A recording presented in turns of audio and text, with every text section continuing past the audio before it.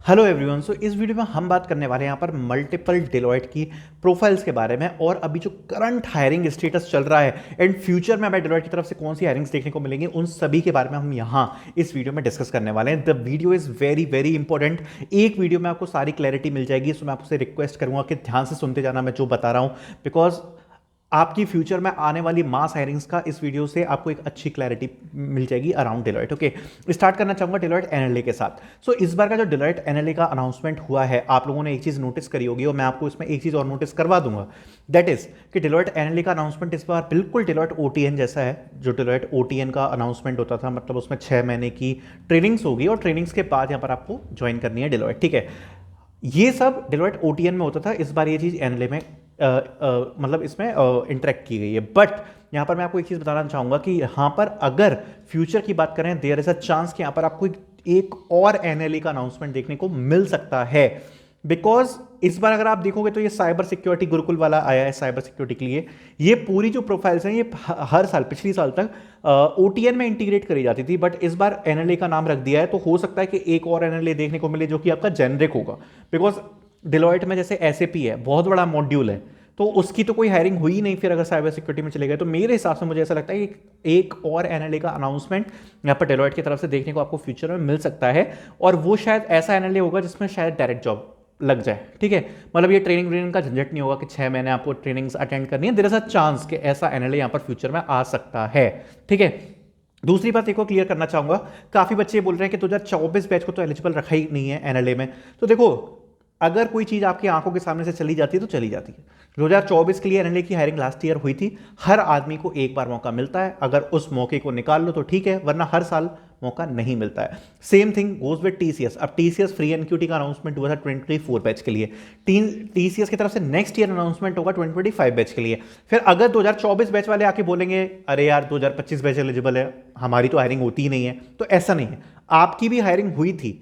हर किसी को एक मौका मिलता है, अगर आप उस मौके को बना लोगे तो ठीक है, वरना नेक्स्ट ईयर फिर एक्सक्यूज देने का कोई फायदा नहीं है। सीधी बात है, हर साल एक बैच एलिजिबल होगा।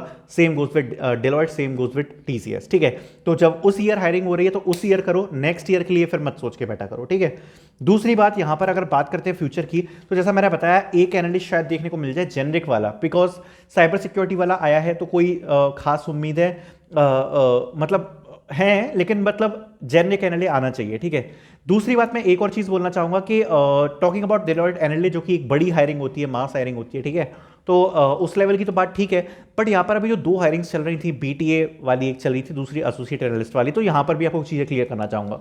फर्स्ट ऑफ ऑल, भले ही बीटीए वाली हायरिंग से काफी सारे बच्चों को मेल गया हो कि आप वर्सन टेस्ट होगा, ये ऐसा होगा वैसा होगा, काफी लोग सोच रहे हैं कि वो टेस्ट का मेल है, तो ये कंफ्यूजन मैं क्लियर करना चाहता हूं। This is not a test mail, it is only a information mail कि यहाँ पर आपने बीटीए में अप्लाई किया है, उसके बाद आपकी ये सर्वे लिंक आई है, अगर आप इसको भरते हो, बाद में अगर आपको शॉर्टलिस्ट किया जाता है then you will get the test. ठीक है, दूसरी बात, उसका टेस्ट कब से स्टार्ट होंगे, तो देखो 17 नवंबर को यहाँ पर एक्सपायर हो रहा है फॉर्म, तो मोस्टली चांसेस हैं कि 18 या उसके बाद से ही यहाँ पर टेस्ट स्टार्ट होंगे, वर्सन टेस्ट जो भी है। और गारंटी नहीं है कि बहुत सारे बच्चों को चला जाएगा, हो सकता है लिमिटेड बच्चों को ही जाए। ठीक है, बिकॉज रीजन वही है, जो बीटीए होती है प्रोजेक्ट स्पेसिफिक हायरिंग होती है, ऐसा नहीं कि उसमें बहुत सारी पोजीशंस हैं। ठीक है, इस पर उन्होंने स्पेसिफिकली फ्रेशर्स के लिए कर दी क्योंकि रिक्वायरमेंट होगी थोड़े अच्छे नंबर ऑफ फ्रेशर्स की, बट ऐसा नहीं कि एनएलए के लेवल पे हायरिंग हो जाएगी। एनएलए के लेवल पे अलग हायरिंग, मास हायरिंग है वो, ये वाली उस लेवल पे नहीं जाएगी। ठीक है, और दूसरी बात अगर करना चाहूँ एसोसिएट एनालिस्ट की, same goes with that position. Okay, वो भी, उसका भी यही सेम सीन रहेगा कि बहुत बड़ी हायरिंग नहीं है, सर्वे लिंक भरो, उसके बाद यहाँ पर देखा जाएगा कितने बच्चों को यहाँ पर मिल आएगा।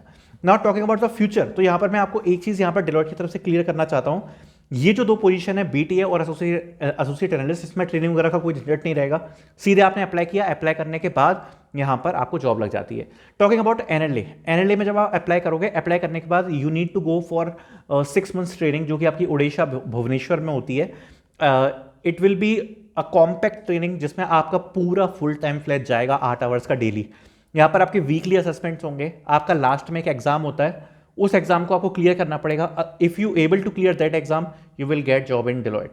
तो after 6 months you need to crack the exam. अगर आप क्रैक नहीं कर पाओगे, ऑब्वियसली अगर आप अपने 6 महीने दे रहे हो, तो you will try your best to crack the exam ना, और मोस्टली लोग कर भी लेंगे क्योंकि उनको भी पता है कि 6 महीने की ट्रेनिंग से कुछ नहीं होता ना, लास्ट में वो एग्जाम क्रैक करना ही पड़ेगा। सो अगर आप वो फाइनल एग्जाम करेक्ट करते हो then you will directly get the job in Deloitte. Okay, तो ये सीन रहने वाला है। बाकी जेनिक जो डिलॉयट एनएलए है उसके आने के भी यहाँ पर अभी चांसेस हैं कि वो आ जाएगा। ठीक है, मतलब मुझे ऐसा लगता है, बट आप लोगों ने हो सकता है इसमें अप्लाई किया ही होगा। बट अगर आप मुझसे पूछो कि अगर फ्यूचर में कोई एनएलए की अनाउंसमेंट होती है तो क्या प्रेफर आप करोगे, तो मैं डेफिनेटली साइबर गुरुकुल से ऊपर उसको प्रेफर करूंगा, क्योंकि सिंपल सा रीज़न है, इसमें आपकी 6 महीने की ट्रेनिंग है, जॉब का कंफर्मेशन नहीं है। उसमें अगर वो डायरेक्ट जॉब हुई डेफिनेटली उसको ही प्रेफर करेंगे ना।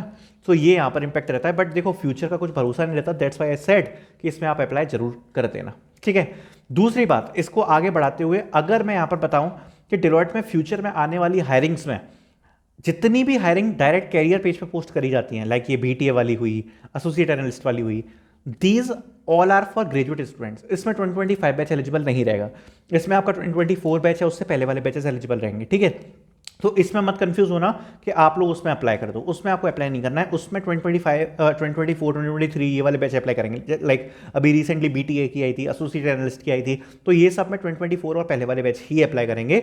एनएलए वगैरह में अभी ये 2025 बैच यहाँ पर एलिजिबल रखेगा। ठीक है, तो आई होप यहाँ पर आपको सारी चीज़ें क्लियर हुई होंगी। मैंने वीडियो में हर चीज़ आपको बताने की कोशिश करी है, कन्फ्यूजन्स क्लियर हुए होंगे। Thank you so much for watching this video.